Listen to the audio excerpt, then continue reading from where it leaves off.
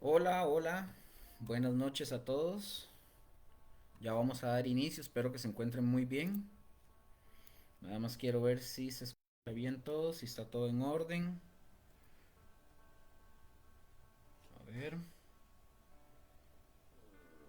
A ver si se está, aquí está.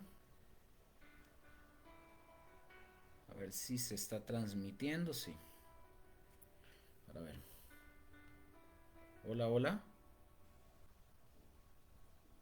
Veamos. O- ok, ahí sí se escucha, ya lo vi.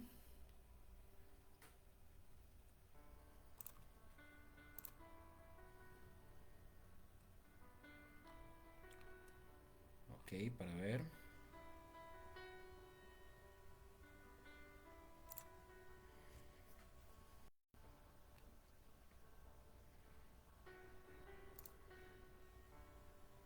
Ok, aquí solamente estoy haciendo unos. Ok, se ve bien. Ok, aquí también. Y acá.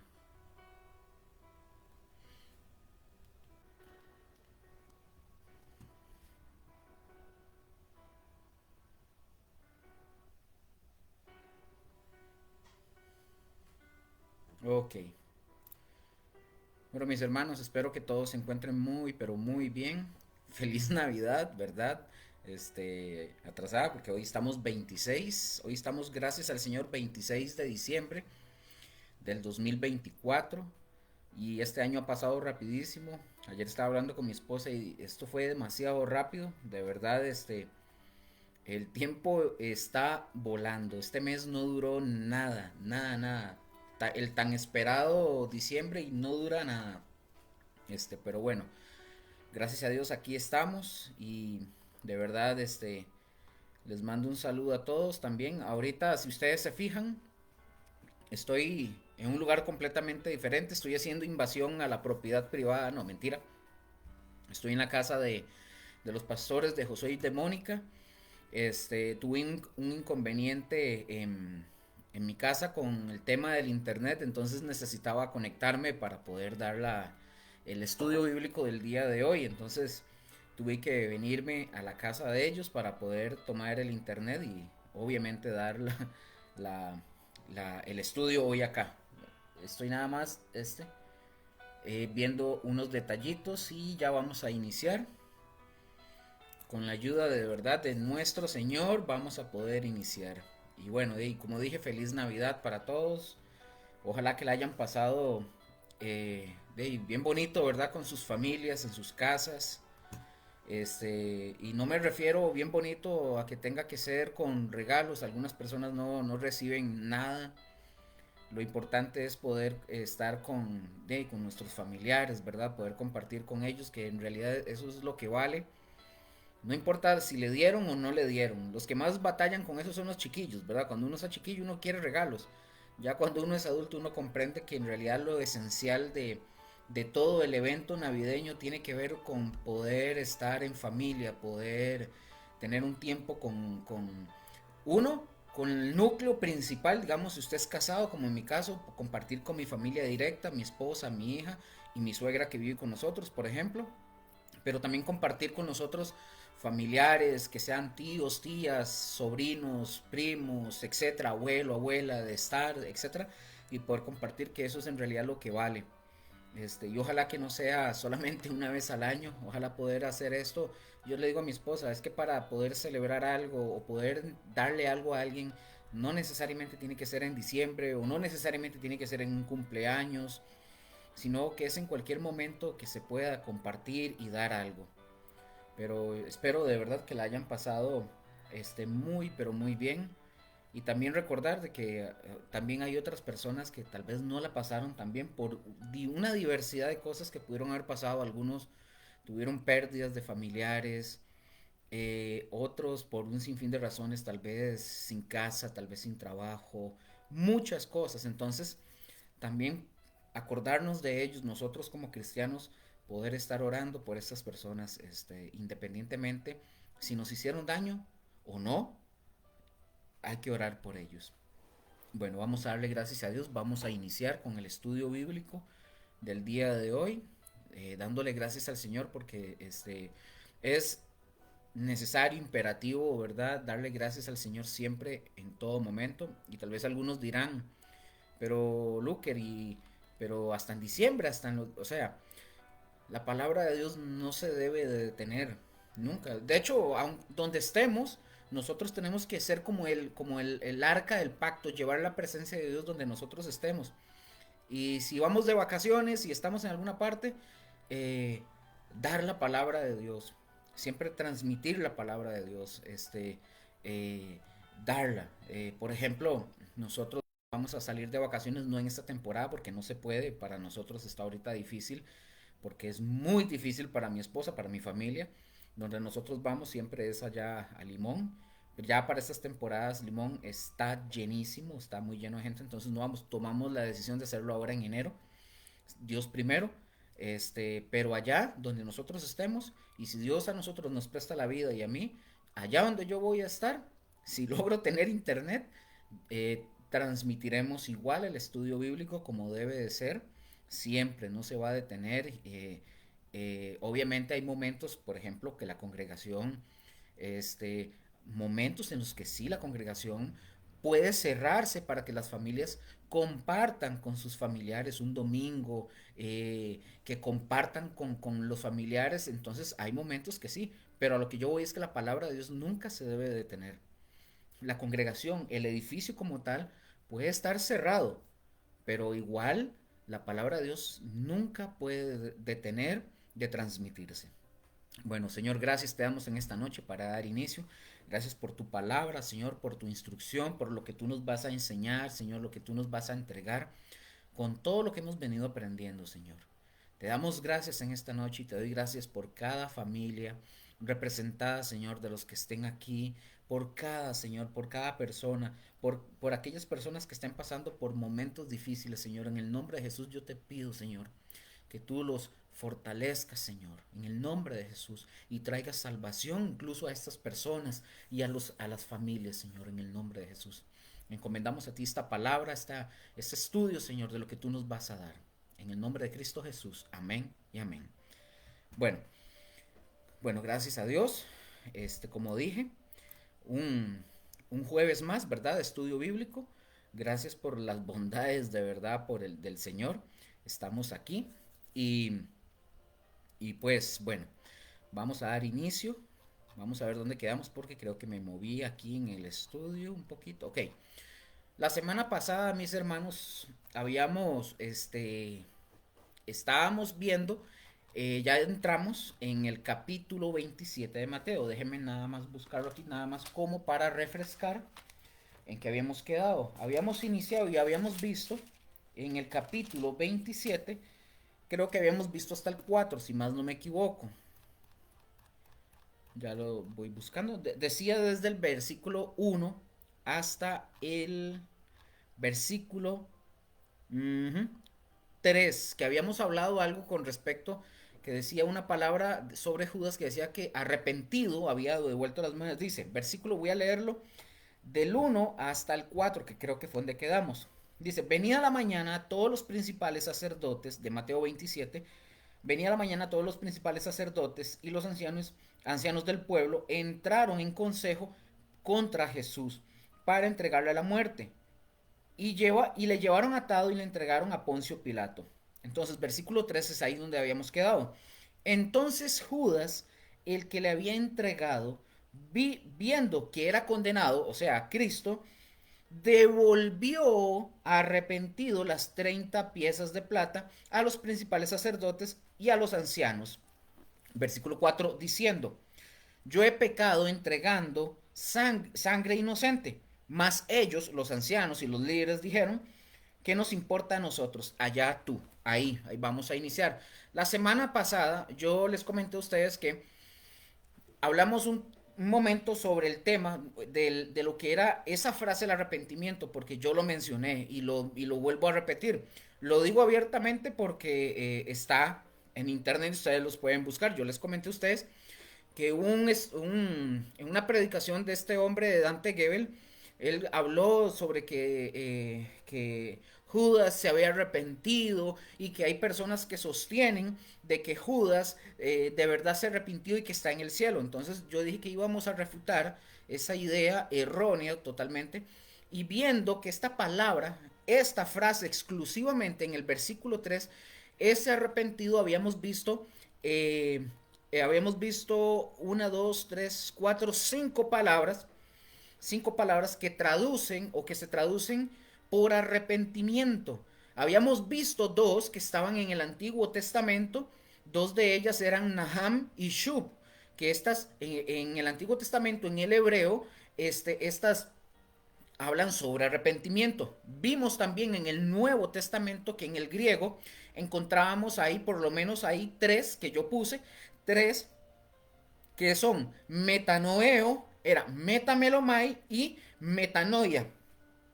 Perdón, ahora, estábamos viendo que cada una de estas frases significa algo y que es importante acordarnos, ¿verdad?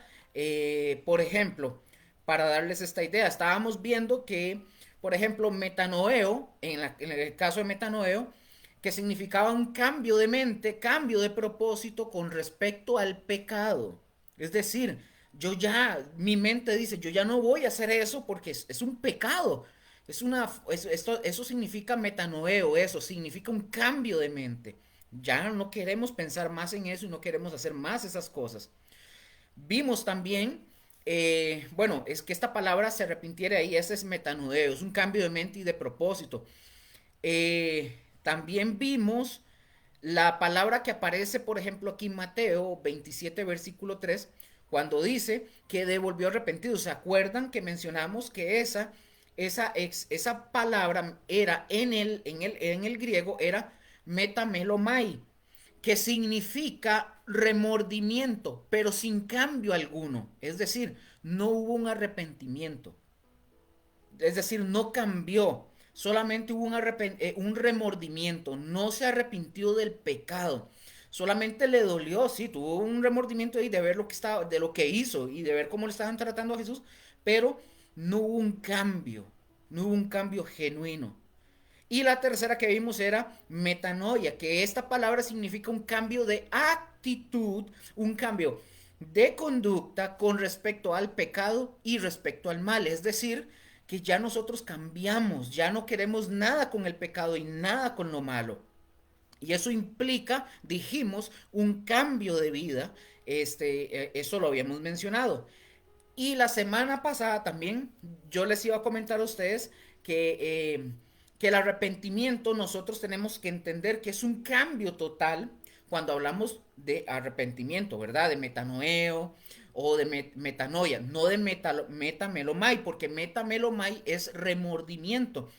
Y yo les comenté que generalmente nosotros encontramos que en las iglesias hay mucha gente que creen que están arrepentidas, pero solamente están con un remordimiento. Es decir, viven constantemente pecando como deporte, porque todos pecamos, ¿verdad? Pero viven como un deporte, que viven constantemente practicando el pecado. De hecho, cuando la palabra enseña, si más no me equivoco, Juan, en una de sus cartas, Juan dice que el que practica, Juan, espero no estar equivocado, pero Juan dice que el que practica el pecado es del diablo. Y cuando nosotros nos vamos a estudiar el texto original cuando habla de practicar el pecado, la idea que el original da es como de una maquila, es como de una producción constante. Ustedes han visto las fábricas, por ejemplo, la Ford, ellos que producen en serie. Así, esa es la idea que da el que practica el pecado es del diablo. Es decir, una persona que está constantemente pensando en hacer lo malo. O sea, no se ha acostado, pero ya está pensando en cómo va a pecar mañana. Que tiene una compañerita, una secretaria en el trabajo, en donde sea, ya está pensando cómo conquistar a esa chavala, o sea, estando casado, ya están pensando cómo hacer el mal. Todos fallamos, sí, pero el justo peca, pero el justo se levanta de la mano del Señor. El que practica el pecado es del diablo. Por eso ese metamelomai no, es un remordimiento. Ay, es que me siento mal porque me pescaron en el pecado. Como los adúlteros. Un adúltero, cuando lo pescan, que lo agarran, dices que me siento arrepentido, ya no lo vuelvo a hacer, porque lo agarraron. Pero no porque se siente verdaderamente dolido, arrepentido. Arrepentido y que digan, no, de verdad, dejo esto. Es porque lo pescaron con las manos en la masa, igual que los ladrones cuando los agarran. Es ya no lo vuelvo a hacer. O cuando mienten, etcétera. Ese tipo de cosas. Entonces, vamos a ver, mis hermanos, como la semana pasada yo les dije, con el contexto de lo que veníamos viendo sobre el arrepentimiento, para refutar la idea o ese pensamiento, como lo que habló Dante Gebel y como lo que han dicho muchos de que Judas está en el cielo gozando de la vida eterna. No. Vamos a ver que el arrepentimiento, para iniciar acá, que el arrepentimiento cambia cuatro aspectos en nuestra vida. Siempre estamos en Mateo. Lo que quiero es nada más dar un fundamento con respecto a esto para poder dejar claro de que no es lo mismo, como dije, no es lo mismo metanoeo de metamelomai, no es lo mismo metanoia de metamelomai, porque como dije, metanoeo y metanoia de verdad es un arrepentimiento genuino, metamelomai es un remordimiento. Entonces, como dije, vamos a ver para poder iniciar. No sé si alguien, no sé si Josué o alguien están ahí, me dicen si se oye bien, si está todo bien por aquello de las dudas, porque no lo sé, pero bueno. Entonces, mis hermanos, dije, vamos a ver que el arrepentimiento genuino cambia cuatro aspectos de nuestra vida. Ojo, de nosotros. O sea, ya sabemos que en Judas no, pero para que usted pueda analizarse, si usted es una persona que genuinamente se ha arrepentido, que usted vive un arrepentimiento diario. Número uno, el arrepentimiento cambia cuatro aspectos de nuestra vida. Número uno, cambia lo espiritual. Número dos, mira, esto me lo marcó. Qué vacilón, me lo marcó diferente. Pero bueno, para ver. Ok, dice ahora sí. Cambia lo espiritual, lo emocional, cambia la mente y cambia la voluntad. Son cuatro aspectos que el verdadero arrepentimiento causa en nuestra vida, en nosotros, en cada uno de nosotros. Como punto número uno, ojo, como A, inciso A, como ustedes lo quieran poner, ustedes lo pueden poner ahí. ¿Qué pasa, por ejemplo, qué pasa con lo espiritual cuando ustedes y yo nos arrepentimos? ¿Qué sucede con lo espiritual? Retomo o lo reitero para que ustedes lo puedan acordarse. Cambia cuatro aspectos el verdadero arrepentimiento. El primero, lo espiritual, lo emocional, la mente y la voluntad. Entonces vamos a desarrollarlo para seguir con el estudio. No, ojo, ¿qué pasa con lo espiritual cuando ustedes y yo nos arrepentimos de verdad? La palabra de Dios dice que nosotros, por haber pecado, dice que la paga del pecado, ¿qué es? La muerte, dice la escritura. Quiere decir, mis hermanos, que mientras una persona, ustedes o yo, no nos arrepentimos y no nos volvemos a Dios espiritualmente, esa persona, ustedes o yo, estamos muertos. Recordemos, esto no voy a entrar en este tema, pero son tres tipos de muerte. La muerte espiritual, la muerte física y la muerte eterna. Entonces, pero ahorita no vamos a hablar de eso, nada más quiero mencionarlo. Entonces, muerte significa simple y sencillamente separación. Algunos lo ponen muy místico y pero eso es lo que significa muerte, separación. Ahora, y si está, vamos a ver, y si está muerta esta persona, sea usted o sea yo, no puede, hablando espiritualmente, ¿verdad? No puede tener una relación con Dios y no puede tener comunión con Dios. Porque esta persona, al estar muerta por sus pecados, cualquier persona en esa muerte espiritual está básicamente en enemistad con Dios. Estamos enemistados con Dios y estamos en una muerte espiritual. Eso antes de que nosotros naciéramos de nuevo. Por eso cuando nacemos de nuevo nuestro espíritu tiene vida. Ya ahora sí tenemos comunión con Dios. Pero mientras una persona no se haya arrepentido, esa persona está muerta. Aunque los veamos caminando en la calle, andando y hablando, son personas que espiritualmente están separadas de Dios, están muertas, hay enemistad. Dios tiene pleito con ellos no quieren nada con Dios, aunque estas personas crean. por la religión, por un sinfín de cosas y de fetiches que puedan manejar, crean que puedan tener algún tipo de relación con Dios. Pero bueno, déjenme un momentito para ver. Ok, ahí está Josué, buenas noches y a todos allá porque Josué está en Panamá con Mónica. Entonces, están en enemistad. Ahora, ¿qué pasa, mis hermanos, cuando una persona se arrepiente? ¿Qué sucede cuando nosotros nos arrepentimos? Recuérdense, estamos hablando de Mateo 27 con respecto al supuesto arrepentimiento que Judas tenía, ¿verdad? Refutando lo que dicen algunos, pero también que tiene que ver con nosotros. Ahora, ¿qué sucede cuando una persona se arrepiente? Bueno, esa área espiritual, al estar muerta, nosotros resucitamos ya en el área espiritual. ¿Qué hace Cristo? Cristo trae una nueva vida a nosotros y resucitamos. Vean lo que dice Efesios, por ejemplo.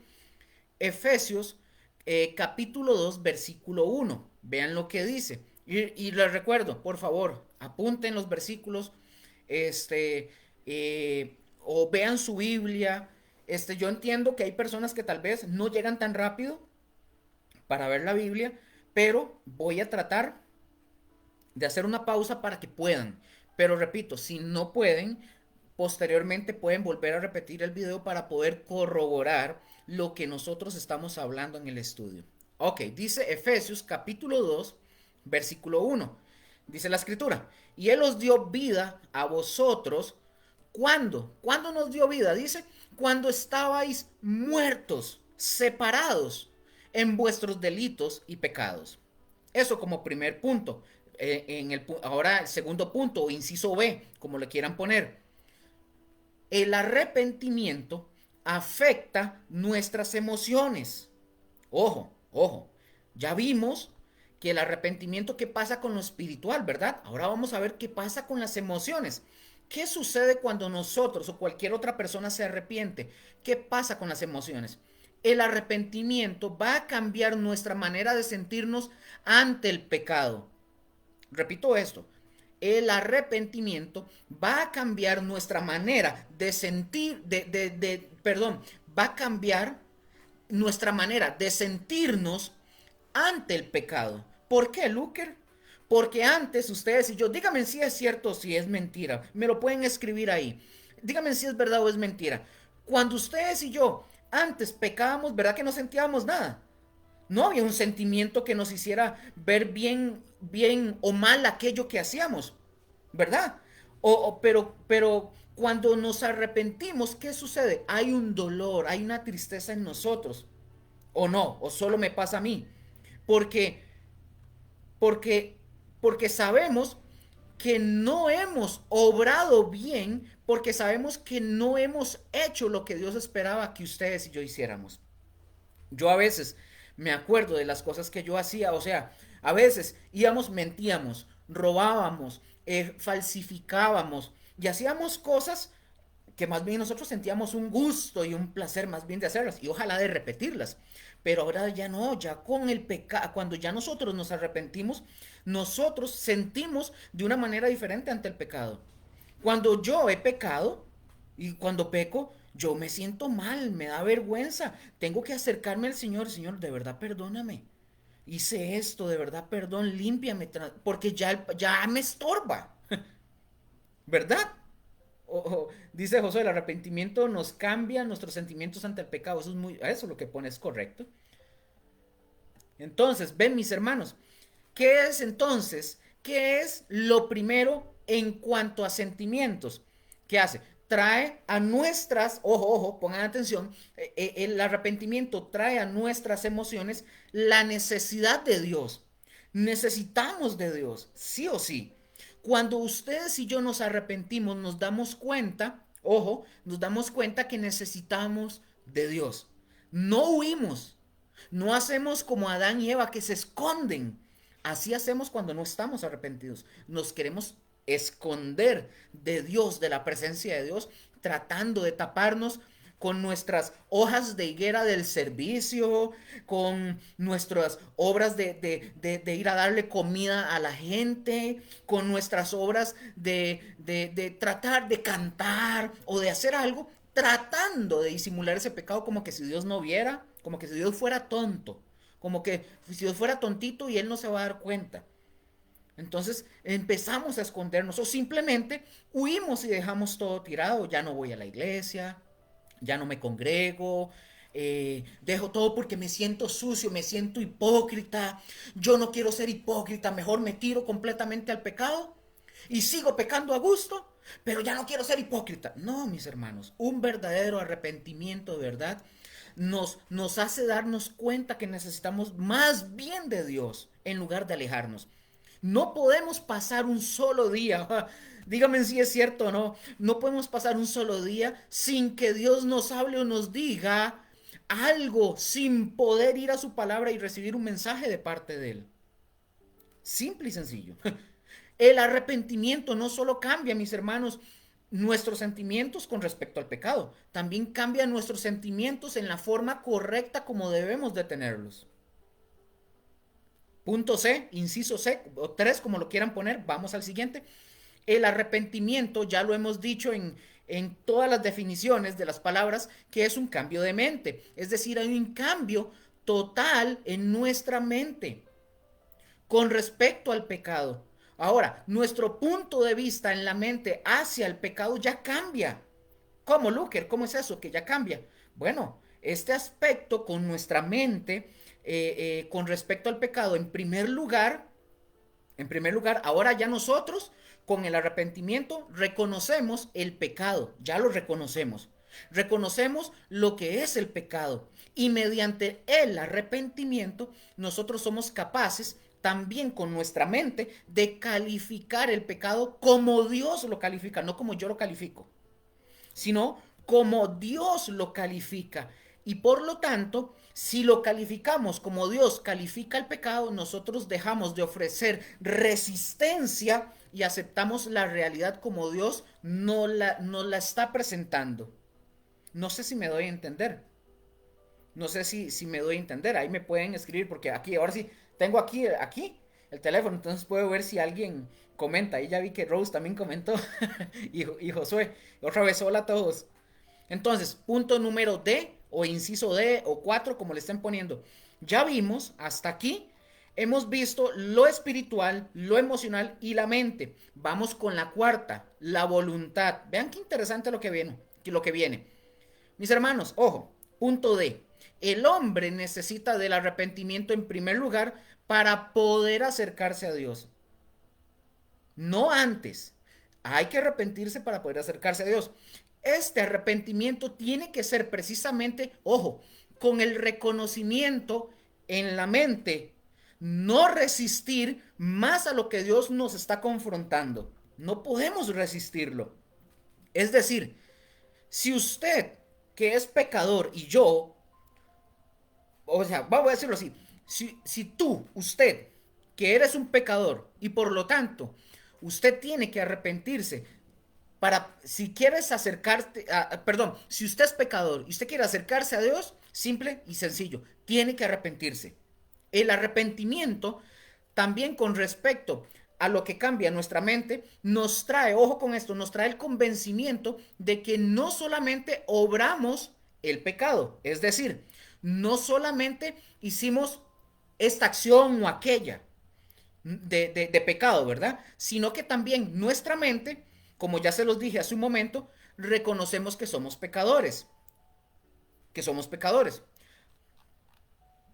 Ok, este es el mismo punto C, perdón. Es que no he terminado el tema de la mente. Es que aquí se me fue un dedazo y se me quedó como un punto D, pero es del mismo punto C. Del punto C, sí, todavía no hemos llegado al punto de la voluntad. Entonces, ya nosotros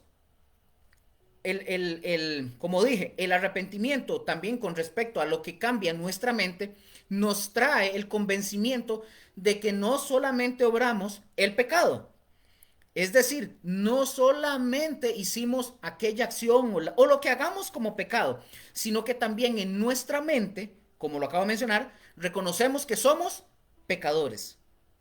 Reconocemos que somos pecadores. Ahora, nosotros nos damos cuenta que Dios quiere un cambio radical en nuestro interior. Lo sabemos. Una cosa más, que voy a mencionar. El arrepentimiento también nos lleva a reconocer el juicio de Dios con respecto al pecado. De tal forma, mis hermanos, de tal forma que no ponemos excusas ni justificaciones. Repito esto. El arrepentimiento también nos lleva a reconocer el juicio de Dios con respecto al pecado, de tal manera que no ponemos excusas ni justificaciones. El ser humano, ustedes lo saben, ¿sí o no? Somos muy dados a poner excusas y justificaciones con respecto al pecado, ¿verdad? Y lo que el arrepentimiento nos hace a nosotros en nuestra mente es disponernos a estar de acuerdo con Dios. La única manera de cambiar cambiar todo eso malo, es arrepintiéndonos con el arrepentimiento. Dios está esperando, y aquí eso es un mensaje evangelístico prácticamente. Dios está esperando que ustedes, hombres, mujeres, niños, ancianos, padres, madres, primos, primas, abuelos, abuelas, vecinos, amigos, compañeros, Dios está esperando que ustedes y nosotros procedamos al arrepentimiento, que nos determinemos que el arrepentimiento afecte su mente, sus emociones, su voluntad y se determinen a volverse a Dios y a dejar el pecado y aquello que está arruinando sus vidas y a tomar la ayuda de Dios que Dios les está ofreciendo. Porque Dios está ofreciendo esa ayuda. Punto E. Punto E. Otra cosa que mencionamos, aquí ya vamos con la voluntad.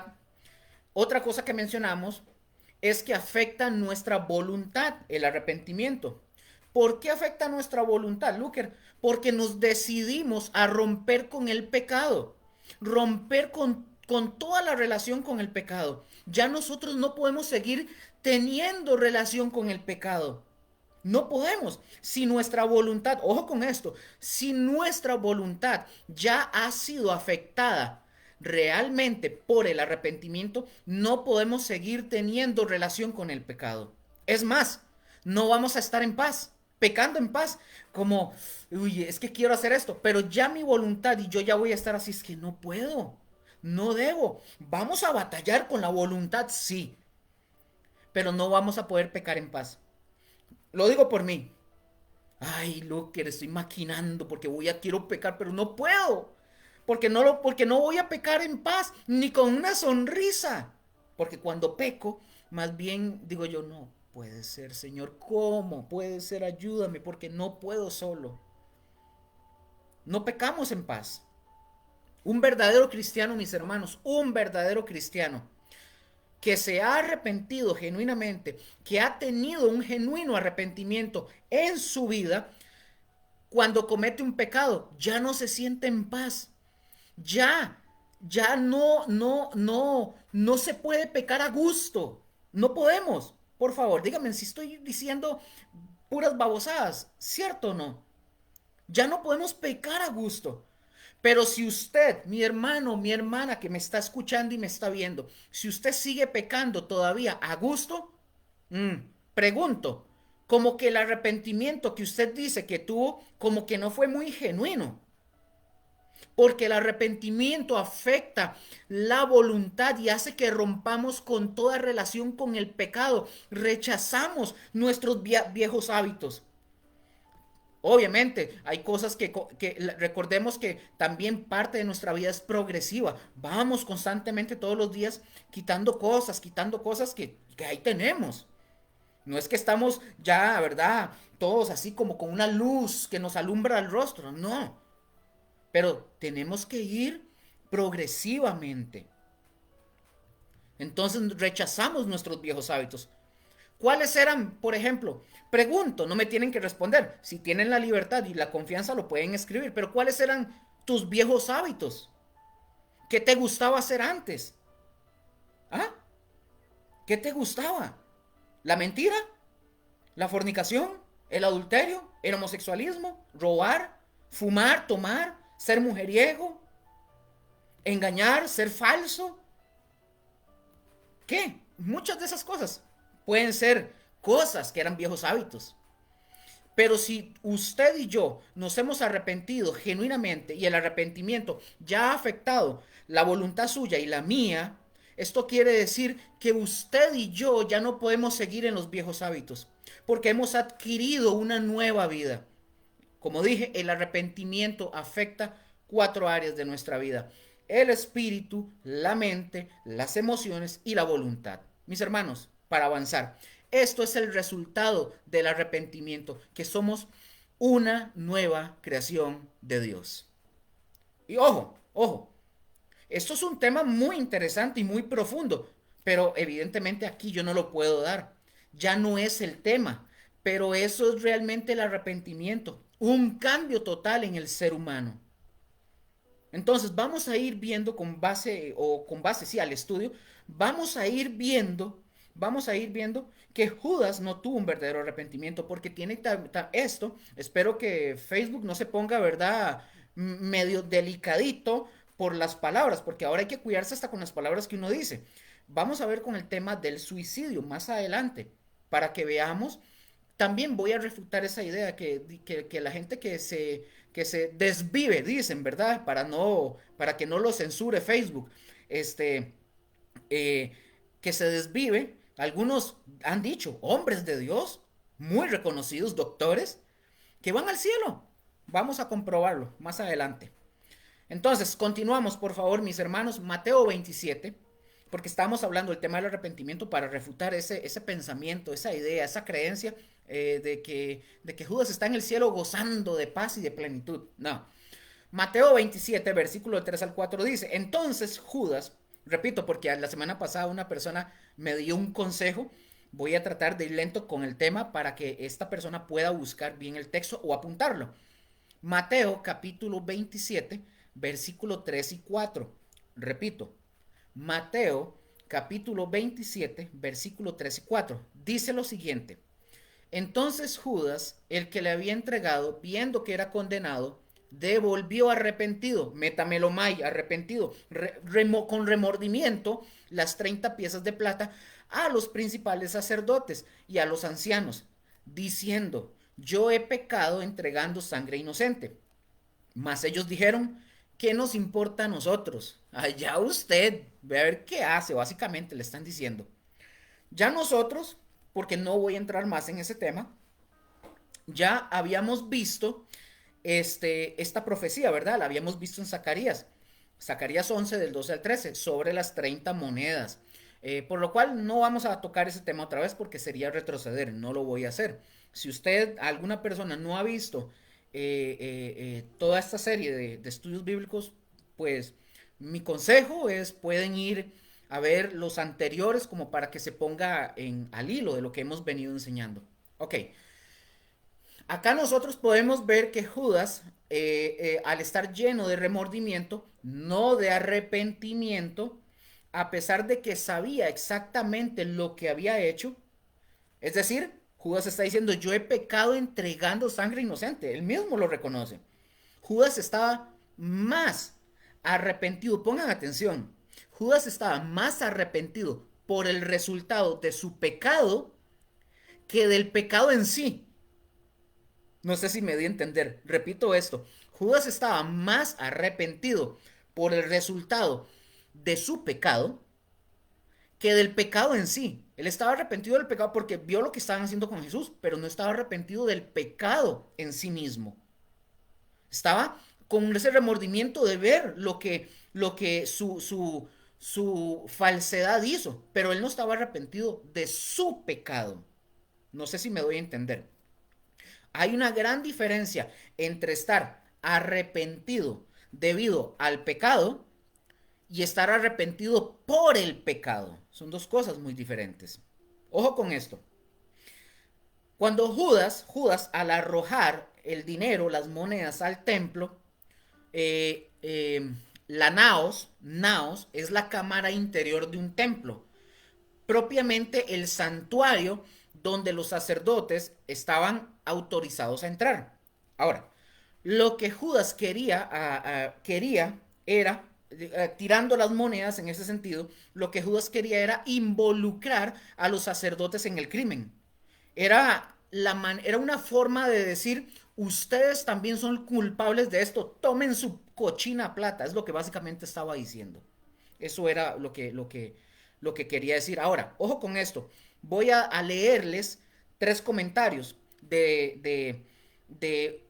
son tres comentarios, pero son dos,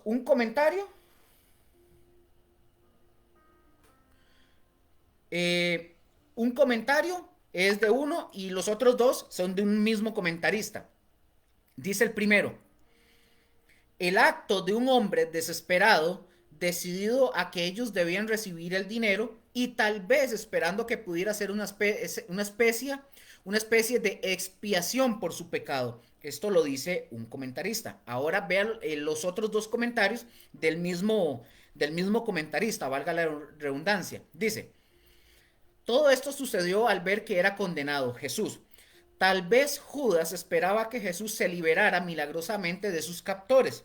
Y cuando vio que Jesús era condenado, lo atrapó el remordimiento y les regresó a sus compañeros criminales la recompensa de su infamia.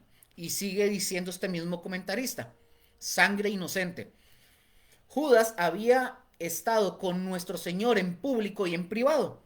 Y si hubiera podido encontrar algún defecto en el carácter de Cristo, o sea, Judas, mejor dicho, este hubiera sido el momento de mencionarlo. Pero incluso el traidor, o sea, Judas, en su último discurso declaró que Jesús era inocente. Hasta el mismo Judas lo dijo. Solo que los corazones de estos líderes religiosos estaban podridos, eran hijos del diablo, porque querían matar al Señor. Amén. Hasta ahí vamos bien. Ah, bueno, ahí contestó Josué. Judas estaba más arrepentido por el resultado de su pecado que por el pecado. Ok, Mateo 27:5. Aquí vamos a entrar ya en un tema interesante. Dice la palabra, Mateo capítulo 27, versículo 5. Mateo 27:5. Dice lo siguiente: y arrojando las piezas de plata, Judas, en el templo, salió y fue y se ahorcó. ¿Qué hizo Judas? ¿Qué hizo Judas? Salió y se ahorcó, se desvivió, para que no censuren las palabras, ¿verdad? Los delicados del Facebook. Acá, mis hermanos, acá, ojo, acá vemos que en su desesperación, Judas arroja las piezas de plata en el templo, donde, pongan atención, donde solo los sacerdotes podían ir. Y luego dice la escritura que fue y se suicidó. Ahora, si nosotros comparamos esta narración con el capítulo de Hechos, capítulo 1, versículo 18, Hechos 1, 18, nosotros podemos llegar a la conclusión de que se ahorcó de un árbol, que posteriormente se rompe la cuerda o la rama y que su cuerpo cayó por un precipicio, y eso, a consecuencia de esa caída y todo eso, reventándose y esparciendo todas sus entrañas. Eso es lo que sucede. Por eso mencioné ese texto de Hechos 1:18. No lo vamos a leer, pero es para que lo tengan ahí. Entonces, el arrojar, mis hermanos, el arrojar las monedas es la acción de un hombre que está totalmente desesperado. Ya está desesperado. Ahora para continuar, no se sabe exactamente en qué parte del templo fue que cayeron las monedas. No se sabe. Hay algunos intérpretes, algunos eruditos, expertos, que opinan que la plata fue tirada dentro del santuario, que comprende, por así decirlo, el lugar santo y el lugar santísimo. Pero ojo con esto, según esta teoría, Judas arrojó la bolsa con plata en la entrada del lugar santo.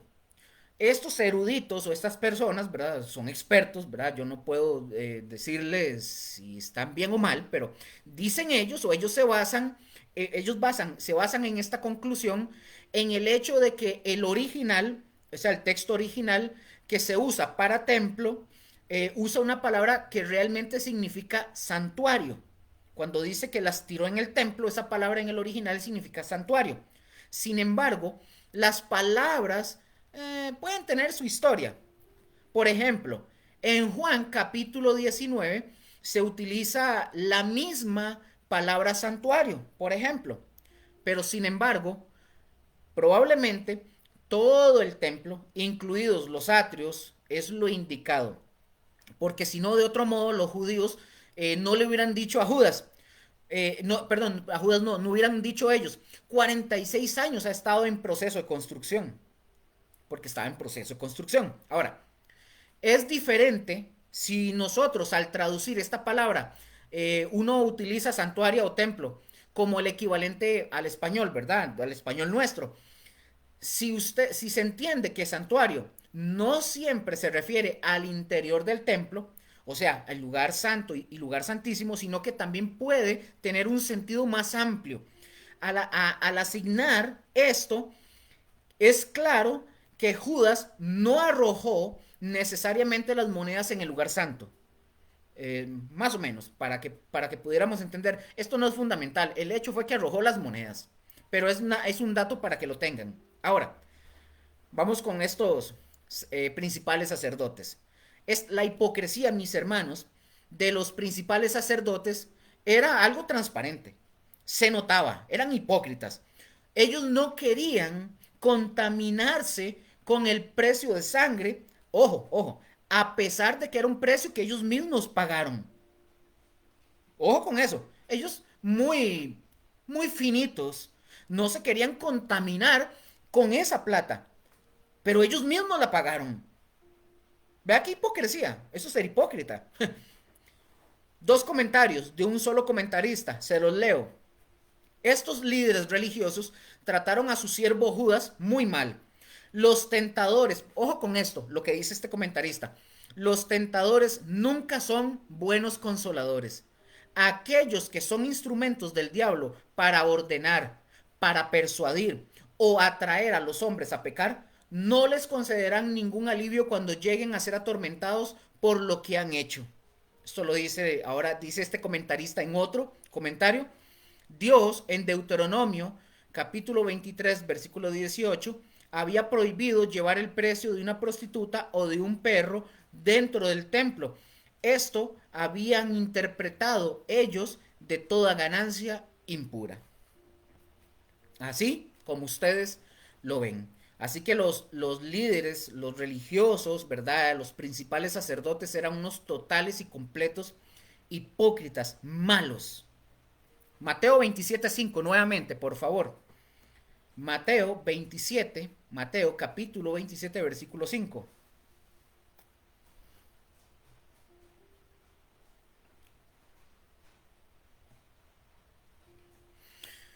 Dice, Mateo 27:5, y arrojando las piezas de plata en el templo, salió y fue y se ahorcó.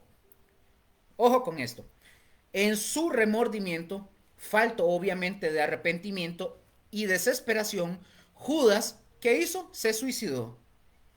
Ojo, siendo el hijo de perdición, como lo comenta Juan 17:12, se nos asegura a nosotros que fue el castigo eterno. De hecho, lo voy a buscar para leerlo. Juan 17:12. Dice Juan 17:12. Dice lo siguiente. Cuando estaba con ellos en el mundo, yo los guardaba. Aquí está hablando Jesús. Yo los guardaba en tu nombre. A los que me diste, yo los guardé. Y ninguno de ellos se perdió. ¿Sino quién? Sino el hijo de perdición, para que la escritura se cumpliese. El hijo de perdición, para que la escritura se... Entonces, podemos ver y podemos intuir de que se fue el castigo eterno. Ahora, algunas personas, repito, sostienen que la narración de Mateo sobre Judas difiere del capítulo 1 de Hechos 18 y 19, que dice que Judas, ojo con esto, algunos difieren, que dice que Judas cayó de cabeza en un campo y que se reventó por la mitad y que todas sus entrañas se derramaron. Pero muchos, mis hermanos, reconcilian esto sugiriendo que Judas se ahorcó y luego su cuerpo fue arrojado sobre el suelo abriéndose del mismo golpe. O sea, no hay contradicción, básicamente. Dice este comentarista, leo este comentario. Si Judas se ahorcó solo, Ningún judío querría contaminarse durante la celebración de los panes sin levadura, enterrando un cadáver, jamás. Y un ardiente sol pudo haber provocado una descomposición muy rápida hasta que el cuerpo cayó sobre el suelo y se abrió de golpe. O sea, ¿a qué altura tenía ese árbol? Y la clase de golpe que tuvo que haber sido para que se reventara. Pero bueno, eso dice este comentarista, que es bastante acertado. Pero acá también, mis hermanos, se nos está mostrando de una manera implícita que aquellos que cometen suicidio no hayan perdón, es decir, van al castigo. Y aquí nosotros vemos, aquí voy a entrar en ese tema y por favor, es un tema, yo puedo comprender que es un tema muy delicado porque hay personas con ese tipo de pensamientos y de ideas. Y quiero que por favor pongan atención y escuchen esto, porque aquí vamos a conocer algo con respecto a eso, para quitar esa idea de que aquel que se quita la vida, si es cristiano, que si se quita la vida va a ir al cielo. No, por favor, no. Vamos a ir viendo esto paso a paso. Y aquí nosotros, como dije, vemos que hoy día se han estado escuchando enseñanzas de pastores y de pastores reconocidos que han dicho abierta y públicamente que un cristiano verdadero, si se suicida o se quita la vida, va a ir al cielo. Lo cual, mis hermanos, es un grave error. Por ejemplo, ojo con esto. Ustedes no sé si sabían, pero un homicida puede ser un suicida. ¿Sabían eso? Ahí me lo pueden escribir. Un homicida puede ser un suicida. Aquí voy a hablar unos temas que no son directamente con la Biblia, pero son datos o estudios científicos del mundo natural, pues. En nuestra ciencia y cultura, pongan atención, en nuestra ciencia y cultura, el homicidio y el suicidio se consideran o son considerados dos fenómenos distintos con diferentes causas y que por lo tanto estos dos se estudian por separado con fondos que provienen de diferentes instituciones. Por ejemplo, los criminólogos, por un lado, y están los suicidólogos. Ojo, hay dos ramas que estudian estas dos por aparte, ¿verdad? Los criminólogos y los suicidólogos. Eso es por otro lado. Sin embargo, mis hermanos, aquí yo les voy a dar unos datos. Sin embargo, cierta evidencia sugiere que existe un solapamiento un solapamiento entre el homicidio y el suicidio y que no son realidades totalmente separadas. Ojo con esto. Algunos hechos que sugieren que existe por lo menos, que existe por lo menos un cierto solapamiento entre el homicidio y el suicidio. Por ejemplo, cierto número de suicidios están asociados a homicidios. No sé si voy muy rápido, pero necesito ir un poco lento para que lo vayan captando. Cierto número de suicidios van asociados a homicidios.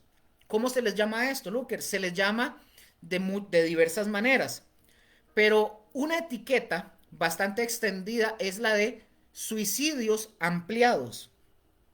¿Qué son, Luker? Son casos en los que las personas o la persona que se suicida decide matar antes a otras personas y con mucha frecuencia a otros miembros de la familia, por ejemplo, los hijos. Esto ocurre en el caso de personas con depresión que consideran, ojo, que consideran que los seres queridos que ellos van a dejar, que van a dejar atrás, al suicidarse ellos, van a ser unos infelices. Es decir, la persona que se suicida lo que está diciendo, de si él se quita la vida, mi ser querido, mi familiar va a sufrir por esto. ¿Y qué hacen?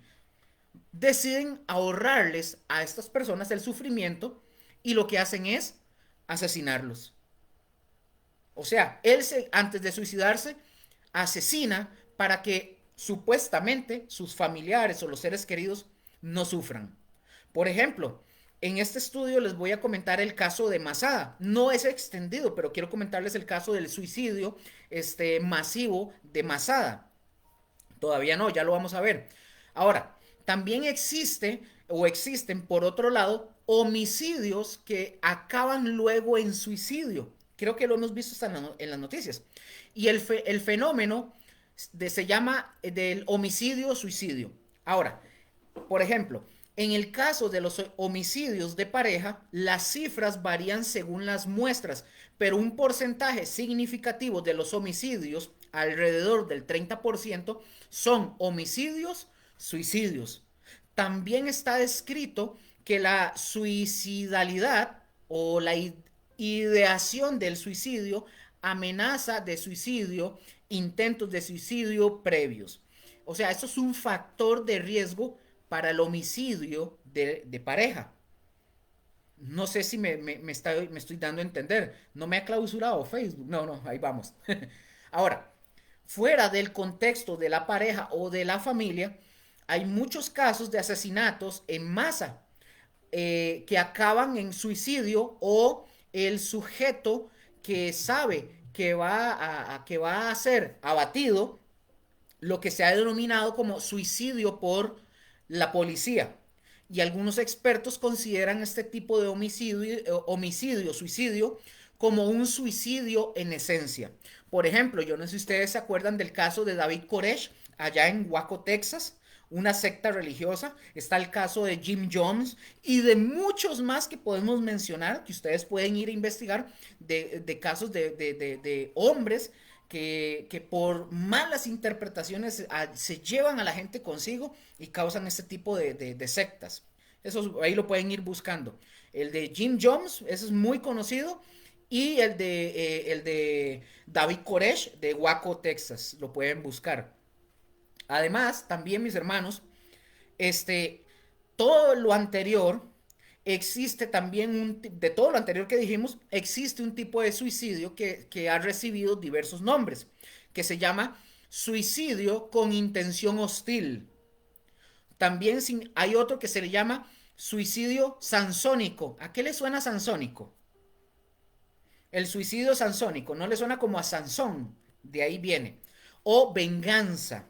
También existe el suicidio agresivo, que ocuparía un lugar intermedio entre el suicidio y el homicidio. Se trataría de una especie de, básicamente, morir matando, de suicidios por venganza con la intención de perjudicar a alguien que los ha ofendido o ha humillado, un daño que en ciertas culturas puede llegar a la muerte de esta persona, ejecutada por otros miembros de la familia o del grupo. Es decir, el suicida no agrede directamente a la persona que le ha perjudicado, pero su suicidio es una acusación pública que tendrá consecuencias para esta persona. Ahora, estos son unos datos que yo busqué de internet, ¿verdad? Entonces, eh, para que ustedes más o menos tuvieran una idea de lo que venimos hablando con respecto a Judas, para poder fortalecer la idea de que un suicida no va a ir al cielo. O sea, con todo respeto, no va a ir al cielo. Y lo digo de verdad, con todo respeto, para que, por favor,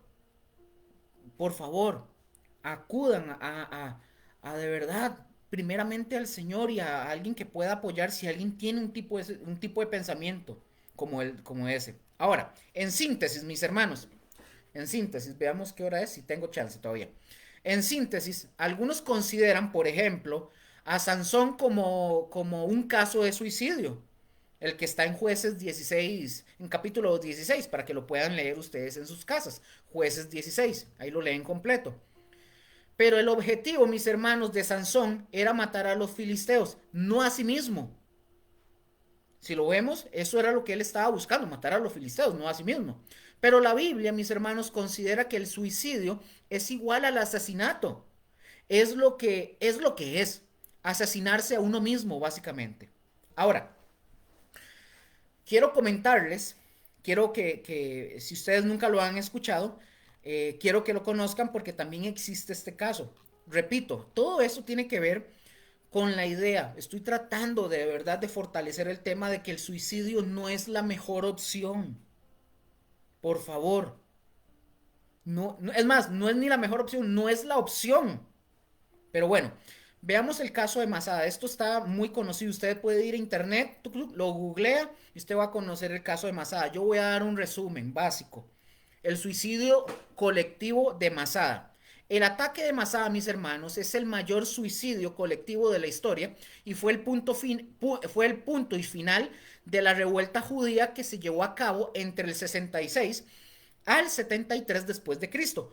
¿Por quién, Luker? Por el grupo más extenso del judaísmo, Celote, con Z, Celote, conocidos como los sicari. Algunos les llaman sicarios, que dicen que también de ahí procede la palabra sicarios.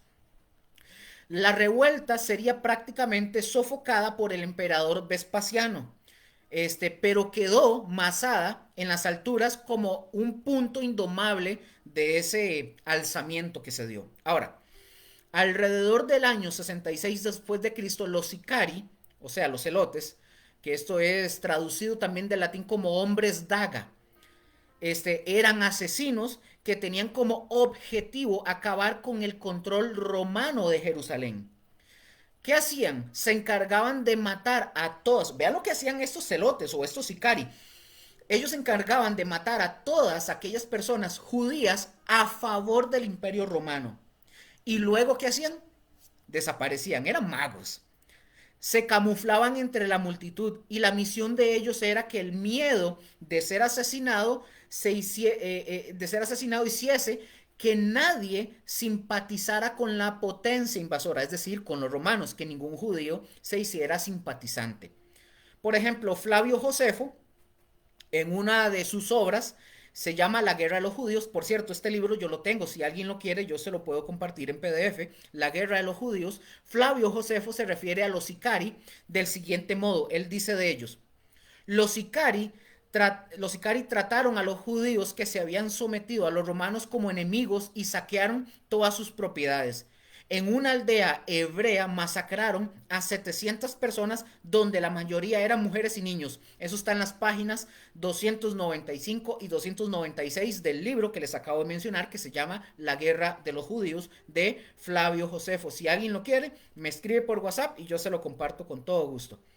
Entonces, este mismo autor, Flavio Josefo, relata que los sicari, ayudados por los varios celotes, capturaron una antigua fortaleza en Masada y desde ahí avanzaron entrando a Jerusalén, derrotando perdón, a las tropas del gobernador Agripa II. Los sicari procedieron a cometer varios actos atroces entre los judíos para forzar a la población a luchar en contra de los romanos y evitar una negociación de paz, declarando de este modo una guerra completa al imperio romano. Ahora, había un hombre que se llamaba Eleazar, era el líder de los sicari. Este hombre se proclamó, según la historia, se proclamó rey Mesías y líder de la rebelión. Los demás celotes, contrarios a su proclamación, acabaron con él junto a varios de sus seguidores. Ahora, los sobrevivientes huyeron a Masada, dejando de lado Jerusalén, que sería tomada, ojo con esto, según este dato que ustedes lo pueden googlear, tomada en agosto del año 70. Entonces ya vimos eso, ¿verdad? La invasión, cómo sitiaron Jerusalén, esa fue la profecía de Jesús de la destrucción del templo y todo eso, ya lo sabemos. Ahora, que iba a ser tomada por los romanos, dándose una masacre en la ciudad. En ese mismo año sería destruido, como lo acabamos de mencionar, el templo de Jerusalén por segunda vez en la historia. Ahora, la parte que aún resistía hizo de la montaña donde se fueron, ¿verdad? Estos hombres, estos sicari, hicieron lugar de residencia. Más o menos hacia el año 71 después de Cristo, cientos de hombres y mujeres y niños vivían en Masada. ¿Qué hicieron ellos? Crearon diferentes armas, hicieron huertos, almacenes donde guardar la comida y depósitos donde almacenar agua. La fortaleza estaba preparada en caso de ser asediada. 3 años después de la caída de Jerusalén, el Imperio Romano, de la mano de Flavio Silva, comandante de la 10ª Legión, dice que marchó a la fortaleza con 15,000 soldados y miles de prisioneros judíos. Los romanos emplearon, dice la historia, catapultas y otras armas de asedio, castigando a Masada desde un lugar cercano, En el año 73 después de Cristo, cuando el muro defensivo empezó a ser superado por los atacantes, dice la historia que la situación se tornó desesperada. Entonces dice que los romanos, apoyándose en su superioridad numérica, ellos consiguieron crear una brecha en la muralla que se mantiene al día de hoy, dicho sea de paso. Pero los judíos dice que se apresuraron a bloquearla construyendo un segundo muro. Y ante esta situación se decidió cambiar de estrategia, o sea, los romanos. Entonces, los romanos, ¿qué hicieron? Intentaron atacar con fuego, incendiando las estructuras defensivas de las fortalezas. Era una decisión arriesgada, ya que los vientos, dice la historia, los vientos del desierto podían o ayudar a la propagación del fuego o en contra de los romanos. Pero ojo, una vez que los romanos iniciaron el ataque con fuego, el viento, dice la historia, que el viento empezó a soplar a favor de los romanos. Entonces los judíos, al ver esto, ese suceso, ellos lo tomaron como un castigo de Dios por sus pecados. Entonces la legión romana aprovechó la situación y el desánimo de los judíos para poder asaltar la muralla. Una vez, mis hermanos, para ir finalizando con esto es Masada, una vez que los romanos lograron entrar en el complejo de Masada, dice la historia, que se encontraron casi 1000 cuerpos sin vida en el suelo, agrupados por familias. Únicamente de esta historia, únicamente sobrevivieron 2 mujeres y 5 niños que se habían escondido en una cisterna. Entonces las mujeres contaron a los romanos que para no cometer suicidio, o sea, un pecado, el suicidio es un pecado en la religión judía, 10 de los sicari se encargaron de asesinar a los demás habitantes y esos 10 fueron asesinados por uno de ellos y este último sería el encargado de asumir el pecado de incendiar el palacio y suicidarse dentro de él. La finalidad, mis hermanos, era que cuando llegaran los romanos solo se encontraran los cuerpos de los fallecidos. Y Flavio Josefo, otra vez, él relata sobre los romanos y dice: cuando allí se toparon con el montón de muertos, no se alegraron, como suele ocurrir con los enemigos, sino que se llenaron de admiración los romanos por la valentía de su resolución y por el firme menosprecio de la muerte que tanta gente había demostrado con sus obras. Básicamente, eso fue lo que sucedió en Masada. Eso, un suicidio. Lo que quiero dar a entender con todo esto, mis hermanos, también, es que también en la religión judía se considera pecado. O sea, si lo vemos por el lado bíblico, es pecado. Y si lo vemos por la religión judía, es pecado. Así de sencillo. Ahora, quiero también fundamentar esto con lo que dice Apocalipsis. Por favor, vayan a Apocalipsis, ahí en donde ustedes estén, para ver esto. Dice Apocalipsis, capítulo 21, versículo 8. Y luego brincamos a Apocalipsis, capítulo 22, versículo 15, para que podamos ver esto. Recordemos que ya mencionamos que sí se puede justificar o entender que un suicidio o un homicida puede ser también considerado un suicida o viceversa, suicida y homicida o homicida y suicida puede ser considerado lo mismo. Ahora, vean lo que dice. Josué, ¿todo bien en orden? Ahí tienen sus Biblias. Bueno, creo que sí. Dice, Apocalipsis capítulo 21, versículo 8. Dice la escritura.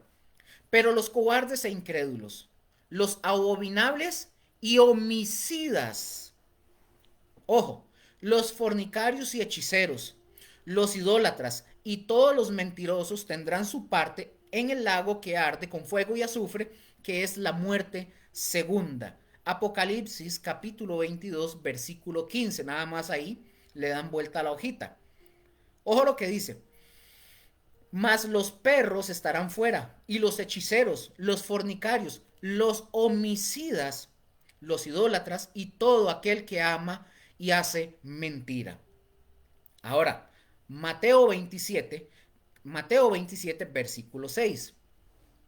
Mientras lo buscan, aquí nosotros vemos como acabamos de hablar, es un homicida puede ser considerado también un suicida. Entonces, si vemos en la escritura, tal vez no lo diga abiertamente, pero podríamos considerarlo. Un homicida puede ser aquel que se quita la vida porque se está matando a sí mismo. Entonces, Mateo capítulo 27, versículo 6. Los principales sacerdotes, tomando las piezas de plata, dijeron: no es lícito echarlas en el tesoro de las ofrendas, porque es precio de sangre. Entonces, vean mis hermanos, para seguir avanzando. Esto suena, esto suena como que si esos sacerdotes encargados de la ciudad, perdón, encargados del cuidado del templo, es como que si ellos estuvieran diciendo: lo que Judas intentaba no puede hacerse. Usar ese dinero manchado para fines sagrados sería ilegal. Es como que si estos sacerdotes estuvieran diciendo eso. Ahora, por favor, comparemos este texto con Deuteronomio capítulo 23, versículo 18. Repito, Deuteronomio 23, versículo 18. Deuteronomio 23, 18. Dice lo siguiente: no traerás la paga de una ramera ni el precio de un perro a la casa de Jehová tu Dios por ningún voto, porque abominación es a Jehová tu Dios tanto lo uno como lo otro. Vean mis hermanos, los sacerdotes o los principales sacerdotes estaban diciendo que no debe ser puesto en el corbán. Esto es una palabra del Strong 2878, que no debería ser puesto en el corbán o en la tesorería del templo. El solo pensamiento, mis hermanos, de precio de sangre es repugnante para estos hombres. Hombres santos, y ojo, hombres santos, entre comillas, ¿verdad? El hecho, mis hermanos, de que ellos mismos hubieran, en un sentido, creado este dinero, no parece que a ellos les preocupe en lo más mínimo. A ellos no les preocupa eso. No, ni se nota que les preocupe.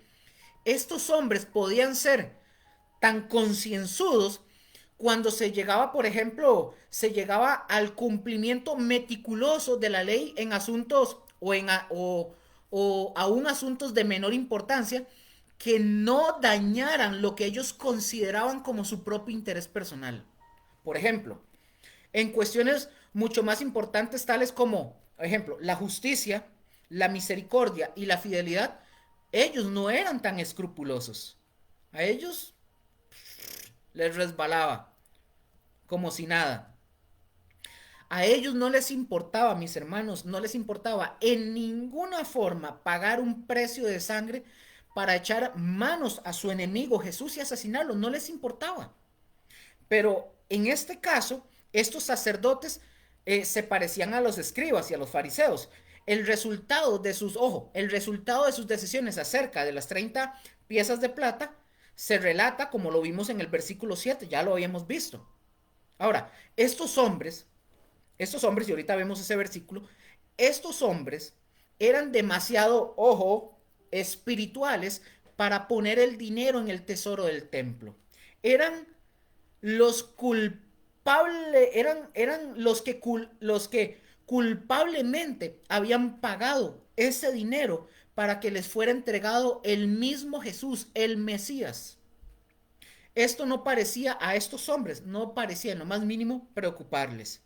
Como ya había dicho el Señor, ellos limpiaban, ¿se acuerdan ustedes de ese texto? Que ellos limpiaban el exterior del vaso, pero por dentro estaba todo lleno, ellos hablando de sí mismo, todo estaba lleno de engaño, de traición, de homicidio, de falsedades, de hipocresía. Eso eran ellos. Ah, pero se lavaban las manos. O sea, se lavaban las manos para comer. Ahí sí, eran escrupulosos. Mateo 27, versículo 7, lo que acabo de mencionarles, al versículo 10. Mateo 27, versículo 7 al 10, dice lo siguiente. Y después de consultar, compraron, vea lo que hicieron. Vea lo que hicieron. Mateo 27, versículos 7 al 10. Vean lo que hacen con las monedas que Judas tira, según ellos, ¿verdad? Para hacer un acto bueno, según ellos. Y después de consultar, compraron con estas monedas el campo del alfarero para sepultura de los extranjeros, por lo cual aquel campo se llama hasta el día de hoy campo de sangre. Así se cumplió lo dicho por el profeta Jeremías cuando dijo, y tomaron las 30 piezas de plata, precio del apreciado, según precio puesto por los hijos de Israel. Versículo 10, y las dieron para el campo del alfarero como me ordenó el Señor. Vean mis hermanos, no sé, por favor, si me estoy dando a entender, si vamos claros y están aprendiendo algo, o estamos, mejor dicho, estamos aprendiendo algo. Por favor, ahí me lo pueden decir. Igual, aunque José y Mónica no están aquí ahorita en el país, igual ustedes pueden escribir, ellos, ahí donde ellos están, van a responderles cualquier duda o consulta con todo gusto. Entonces, vean mis hermanos, estos líderes, ¿qué hicieron? Usaron el dinero para comprar el campo del alfarero donde se pudiera enterrar a todos los extranjeros gentiles inmundos, ¿verdad? Y esto sin darse cuenta para nada de cuántas hordas de gentiles iban a invadir su tierra y manchar de sangre sus calles. Ellos no se estaban dando cuenta de eso, ni les pasaba por la mente. Desde entonces, mis hermanos, ha sido un campo de sangre para aquella culpable nación. Y sin darse cuenta, los principales sacerdotes cumplieron básicamente la profecía de Zacarías de que el dinero con el que había sido valorado Judas sería empleado para hacer una compra a un alfarero, como lo menciona, y se los voy a leer, Zacarías 11, versículos del 12 al 13. Zacarías capítulo 11, versículos 12 y 13, les doy tiempito nada más para que lo puedan buscar.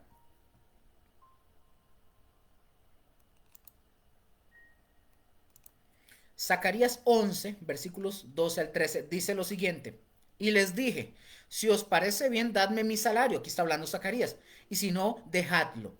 Y pesaron por mi salario 30 piezas de plata, y me dijo Jehová, échalo al tesoro, hermoso, eso es un sarcasmo, lo hice con ironía. Hermoso precio con que me han apreciado. Y tomé las 30 piezas de plata y las eché en la casa de Jehová al tesoro. Otra vez. Y es algo extraño, mis hermanos.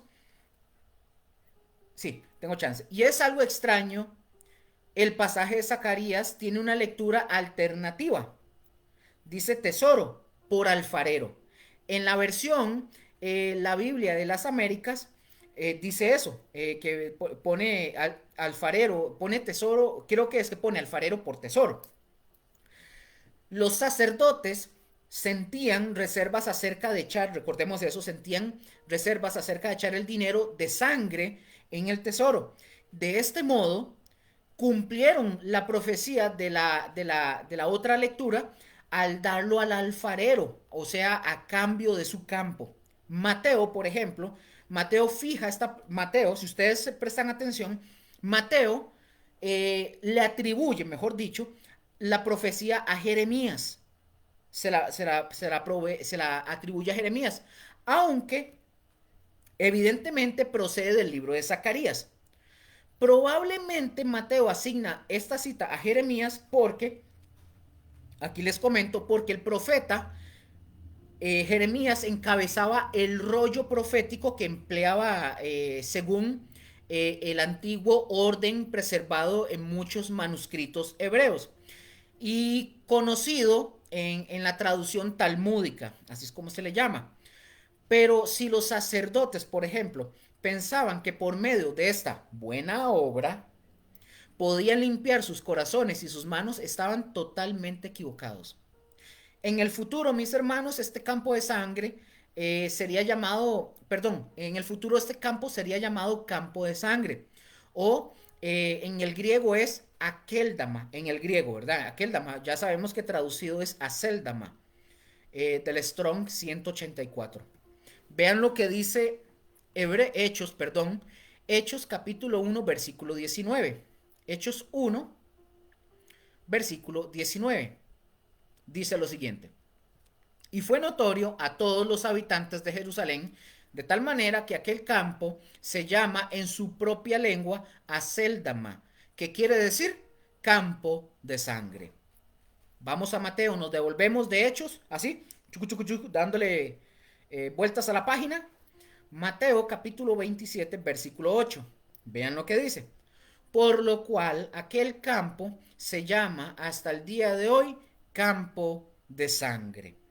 Evidentemente, mis hermanos, evidentemente, el significado aquí es que este lugar fue llamado campo de sangre porque fue comprado con dinero de sangre. Ahora, el nombre de este campo entonces seguiría siendo un continuo testimonio contra quién? Contra el mismo Judas, los sacerdotes y todos los que habían estado de acuerdo con ellos también. Ahora, hay personas que interpretan Hechos capítulo 1 versículo 18 como que significa que el campo derivó de su nombre de la circunstancia que la sangre de Judas fue derramada ahí. Ahora, si el pasaje de Hechos realmente nos da a entender esto, entonces tampoco hay conflicto con Mateo 27:8, porque las dos razones son irreconciliables. Así de sencillo. No hay conflicto. Ahora, vamos por favor a Mateo 27 para seguir avanzando. Mateo capítulo 27, versículos del 9 al 10. Y me quedan 10 minutitos. En 10 minutitos vamos a avanzar algo para ver hasta dónde llegamos. Mateo 27, capítulo 27, versículos del 9 al 10 dice lo siguiente, Mateo. Así se cumplió lo dicho por el profeta Jeremías. Aquí ve que habla de Jeremías. Cuando dijo, y tomarán las 30 piezas de plata, precio del apreciado, según precio puesto por los hijos de Israel. Y las dieron para el campo del alfarero, como ordenó el Señor. Ahora, otra vez, aquí el problema, mis hermanos, es que en ningún, ojo con esto, en ningún lugar en la profecía de Jeremías hay alguna mención de las 30 piezas de plata o el precio del hombre cuyo precio fue fijado. No está. Por otra parte, en Zacarías, que ya lo leímos, capítulo 11, versículos del 12 al 13, dice, y les dije, si os parece bien, dadme mi salario, y si no, dejadlo. Y pesaron por mi salario 30 piezas de plata. Eso lo dice Zacarías. Y dijo Jehová, échalo al alfarero. Ojo ahí, que dice alfarero. Que una versión dice alfarero, pero otras versiones dice tesoro. Hermoso precio con el que me han apreciado. Y tomé las 30 piezas de plata y las eché en la casa de Jehová al alfarero. Ojo con esto. Parece que la gente del tiempo de Zacarías tenía, para que podamos entender esto, porque es que mencionan también a Jeremías en lugar de Zacarías, ¿verdad, Mateo?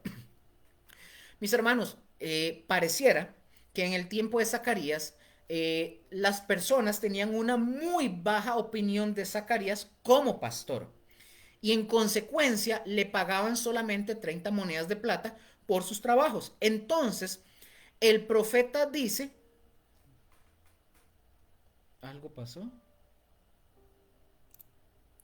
¿Algo pasó? No. ¿Estamos todavía, creo? Me parece por como que se fue, ¿o no? Estamos para ver. Para ver. Me... No. Ok, es que pensé, se me fue aquí, pero no sé si... Ok, creo que sí, pero bueno. Entonces vuelvo otra vez y retomo. Entonces, como dije, que parece que en el tiempo de Zacarías las personas tenían una muy baja opinión de Zacarías como pastor y en consecuencia le pagaban solamente 30 piezas o 30 monedas de plata por sus trabajos. Entonces el profeta recibe la orden del Señor de ir a la casa de Jehová y arrojar estas 30 monedas al alfarero, o sea, al tesoro, ahí que iba a encontrar ahí. Pero pregunto, hago la pregunta. Ok, sí, creo que sí. Hago la pregunta. ¿Hasta qué punto se debe interpretar esta profecía literalmente y hasta qué punto figuradamente? Bueno, la pregunta no, la pregunta no nos debe detener. Para nuestro estudio, ahorita ese estudio bíblico, solo es necesario notar los siguientes puntos de semejanza entre Zacarías 11, versículos del 12 al 13, y Mateo 27, del 9 al 10. Voy a darles 4 puntos. Repito, no tanto la pregunta, pero vamos a ver las semejanzas. Número uno, para que lo podamos tener. La obra de Jesús, así como la de Zacarías, era tenida en baja estima por muchos de los que eran el objeto, eran el objeto de ella. Número dos, así como el hermoso precio, esta es una ironía, ¿verdad? Ya lo dije, de 30 piezas se pagó a Zacarías y Jesús fue entregado por la misma suma despreciable. Estas 30 piezas de plata fueron precio que los hijos de Israel pusieron a Zacarías y subsecuentemente a Jesús también. Punto número 3. Así como las 30 piezas de plata en que fue apreciado el trabajo de Zacarías, fueron arrojados al alfarero por orden del Señor, como lo menciona Zacarías 11 y Mateo 27:10 en la parte B. Así también las 30 piezas de plata por las que fue entregado nuestro Señor Jesús llegaron finalmente a las manos del alfarero, o sea, al tesoro, ya lo vimos. Y punto número 4, ambos casos tienen el acto de arrojar las piezas que ocurre, ¿verdad?, en la casa del Señor. Y ustedes lo pueden comparar con Zacarías 11:13 y con Mateo 27:5. Entonces, pregunto, hago la pregunta. ¿Hay un error en Mateo? En Mateo 27 del 9 al 10. Vean lo que dice. Así se cumplió, ojo con esto, así se cumplió lo dicho por el profeta Jeremías, cuando dijo, y tomarán las 30 piezas de plata, precio del apreciado, según precio puesto por los hijos de Israel, y las dieron para el campo del alfarero, como me ordenó el Señor. O sea, Mateo menciona a Jeremías, no a Zacarías. Pregunto, ¿hay un error ahí? Vamos a ir viendo. Sin embargo, mis hermanos, cuando nosotros buscamos esta profecía en el libro, pongan atención, cuando ustedes y yo buscamos esta profecía en el libro de Jeremías, tenemos muchos problemas para encontrarla. En Jeremías no está, porque parece que no está. El problema que ustedes y yo tenemos que contestar es que en ningún lugar del libro de Jeremías aparece una mención a las 30 piezas de plata del precio del apreciado. Pero que en Zacarías, capítulo 11, sí encontramos. Que dice, y pesaron por mi salario 30 piezas de plata y me dijo Jehová, échalo al tesoro, hermoso precio con el que me han apreciado, dice Zacarías. Para comenzar y también terminar para decirles por qué es esto, y quiero aclarar la aparente, ojo, pongan atención, la aparente contradicción. Ahí no hay contradicción y se van a dar cuenta por qué. La aparente contradicción es necesario notar las siguientes coincidencias entre Zacarías y Mateo que ya vimos. 2 puntos. Número 1. La labor de Jesús, como la de Zacarías, no era apreciada por muchos hacia quienes eran dirigidas. Y la irónica frase, hermoso precio de 30 piezas de plata, se refiere a los que pagaron a Zacarías y al pago por la traición de Jesús. Y número 2, las 30 piezas de plata por la tarea de Zacarías fueron echadas al tesoro y las 30 piezas de plata pagadas por la traición de Jesús fueron utilizadas para la compra del campo del alfarero. Ahora, en ambos casos donde el dinero fue arrojado, sucedió en dónde? En la casa del Señor. Ustedes van a Zacarías 11, lo van a ver. En Mateo 27:5 lo van a ver.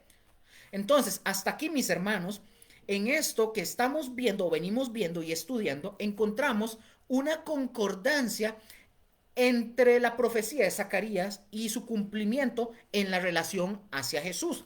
El único problema es que Mateo se refiere a Jeremías, no a Zacarías. ¿Por qué? Les voy a decir por qué. Espero, y con esto voy a terminar, para terminar el tema, para decirles por qué no menciona a Zacarías. Durante siglos, mis hermanos, muchas personas han tratado de responder por qué Mateo hizo esto. Por lo tanto, muchas son las respuestas que son propuestas, algunas serias, otras no tanto. Entonces, Luker, usted me pregunta, entonces, Luker, ¿qué ha pasado ahí? Pero antes de continuar es importante que ustedes y yo confirmemos que nosotros pongan algo y quiero que lo entiendan. Nosotros reconocemos la inerrancia de las escrituras. Por lo tanto, no se trata de ningún error. Ya les estoy diciendo, porque diga Jeremías y no Zacarías, no hay ningún error. Quiero que entiendan, nosotros entendemos y comprendemos y conocemos y reconocemos la inerrancia de las escrituras. Ahora, vamos a ver si hay una respuesta a esto y les pido nada más tiempo para darles la respuesta a esto. Primero, es claro que si hay una conexión indudable entre Mateo 27, del 9 al 10, con la profecía de Zacarías 11, 12 y 13. Segundo, la profecía de Zacarías por sí sola no satisface los requisitos del cumplimiento según Mateo, ¿verdad? Tercero, Mateo nos dice que el dinero fue utilizado para la compra del campo del alfarero para sepultar extranjeros y que se llama campo de sangre. Al respecto, nosotros sabemos que ese término no se utiliza en Zacarías, pero sí aparece junto con otros términos relacionados a la profecía citada por Mateo en Jeremías capítulo 19, por ejemplo. Veamos las coincidencias, por favor. Número 1. Judá y Jerusalén derramaron sangre inocente. Jeremías 19:4 y Mateo 27:3 y luego el 6 al 7. Número 2. Sacerdotes y ancianos son mencionados prominentemente. Jeremías 19:1 y versículo 11. Y luego Mateo 27 del 7 al 10. Número 3. En Tofet o el valle de Jimón, de acuerdo a la tradición, estaba ubicado el campo del alfarero en el valle de la Matanza, que es muy similar al decir campo de sangre. Jeremías 19, 6. Mateo 27, 7. Y al 10. Y Hechos 1, 19. Y este valle se hizo muy conocido como un lugar de entierro. ¿Dónde lo vemos? Jeremías. Repito, estoy diciendo estos versículos para que ustedes los apunten.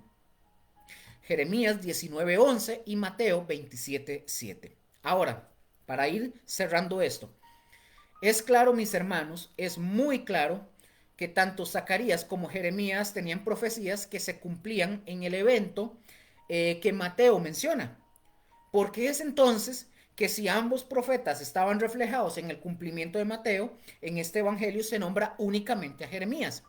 Bueno, mis hermanos, ojo con esto, porque aquí les voy a dar la respuesta. Lo que Mateo hace es combinar dos profecías en una y mencionar únicamente no al profeta menor, sino al mayor y más antiguo como fuente de referencia. ¿Me doy a entender? No sé si me doy a entender, lo repito. Lo que Mateo hace es combinar dos profecías en una sola y menciona únicamente no al profeta menor, que era Zacarías, sino al mayor y al más antiguo como la fuente de la referencia. Y recordemos, mis hermanos, algo importante, el contexto y a quién está dirigido el Evangelio de Mateo. ¿Se acuerdan? A los judíos. Mateo no es el único, mis hermanos, ojo, no es el único en utilizar esta práctica que no era rara en aquel tiempo, no era algo extraño. Marcos, por ejemplo, también lo hace. ¿En dónde, Luker? Por ejemplo, Marcos capítulo 1, versículos del 2 al 3, el evangelista hace referencia a Malaquías 3. Hace referencia a Malaquías 3 y a Isaías 40, pero le atribuye ambas profecías a Isaías. No sé si me doy a entender. Le atribuye ambas profecías a Isaías, que es el profeta mayor y más antiguo. Y de forma similar, la cita de Segunda de Crónicas 36:21 es sacada de Levítico 26, del 34 al 35, y Jeremías 25:12, pero es atribuida únicamente a Jeremías. Por lo tanto, mis hermanos, la cita de Jeremías en el pasaje de Mateo no es un error. Quiero que entiendan, no es un error, sino que esto era una práctica literaria no desconocida en el tiempo de ellos y el estudio del pasaje y las referencias bíblicas nos permiten a nosotros o a ellos, mejor dicho, nos permite unir ambas profecías, tanto Zacarías como Jeremías, e interpretarlas como cumplidas en el mismo evento mencionado por Mateo. Y voy finalizando con esto. Así que no nos metemos en un perdón, cuando hacemos esto, mis hermanos, cuando estamos haciendo eso, nos estamos metiendo en un terreno seguro. Cuando dejamos que queden las palabras por medio del profeta Jeremías. Y nosotros comprendemos el trasfondo del pasaje, viene realmente de Jeremías y Zacarías. Por eso les digo, cuando hacemos este estudio, estamos en terreno seguro. No hay contradicción, no hay error alguno. Era una práctica literaria que se hacía. Entonces, comprendemos otra vez que el trasfondo del pasaje viene realmente de Jeremías y de Zacarías. Y que la primera parte de la cita se parece a un pasaje de Zacarías mucho más que a cualquiera de Jeremías. Sin embargo, mis hermanos, el punto principal que hay que tener presente es que también en el suicidio de Judas y en la compra de un campo con el dinero de sangre se está cumpliendo nuevamente la profecía y se lleva a cabo el plan de Dios. Así de sencillo. Termino con este texto. Quizás, por antes de decirlo, quizás alguien de ustedes, cualquiera me diga a mí, me diga que en Jeremías 32, versículos del 10 al 11, me mencionen ese texto. Pero mis hermanos, no hay relación, no hay ninguna relación. ¿Por qué, Luker? Aunque si usted la lee en la versión, por ejemplo, voy a leerles este rápido para terminar. Vamos a leer Jeremías capítulo 32, versículos 10 al 11. En la versión Dios habla hoy, dice lo siguiente. Y escribí la carta y la sellé y la hice certificar con testigos. Y pesé el dinero en balanza y tomé luego la carta de venta sellada según el derecho y costumbre y la copia abierta. Ahora vean lo que dice en la versión Dios habla hoy.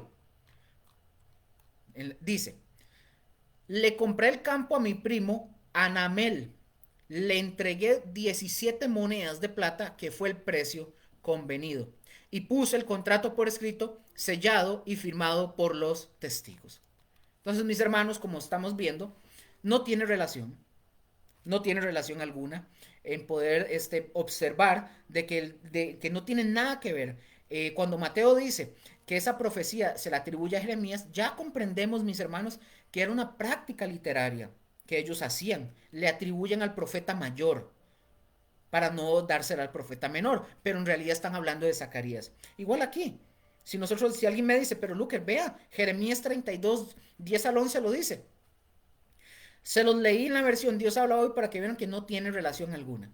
Incluso también en la versión Reina Valera. No tiene ninguna relación. Entonces, mis hermanos, ya me pasé creo que unos 5 minutos, pero aquí terminamos. Para la siguiente semana, mis hermanos, les comento, ya vamos a entrar en Mateo 27, versículos del 11 en adelante. Ya ahí vamos a ver la interrogación de Pilato hacia Jesús, etcétera, etcétera, etcétera. Ya aquí ya se está terminando, ya casi viene la crucifixión y vamos a ver cosas muy tremendas.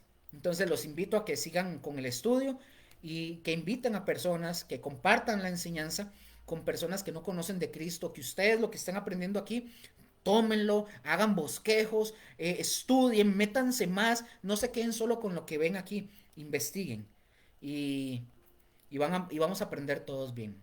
Bueno, mis hermanos, nos despedimos en oración, dándole gracias al Señor y a los que estuvieron aquí. Bueno, Padre, gracias te damos. Por mis hermanos, yo te doy gracias. Yo los bendigo en el nombre de Jesús, a todos y a cada uno de ellos, Señor, a sus familias, Señor, y en este final, esto que ya se está finalizando el año, yo te pido en el nombre de Jesús que tú los bendigas, que tú los guardes, Señor, que en ellos haya ese anhelo, esa certeza y ese deseo, Señor, de servirte, de buscarte, que tengan hambre y sed de ti, Señor, todos los días. En el nombre de Cristo Jesús te damos gracias por tu palabra y por lo que tú hoy nos has enseñado e instruido. En el nombre de Jesús. Amén y amén. Bueno chicos, a todos buenas noches de parte igual de los pastores de Comunidad Cristiana Gosén. Un abrazo a todos. No aflojen, por favor, no aflojen, cuídense en lo que resta del año y no hagan loco, cuídense mucho de verdad, donde vayan a las playas o lo que sea, cuídense, encomienden su vida siempre al Señor. Les bendecimos, que la pasen muy bien, chaito.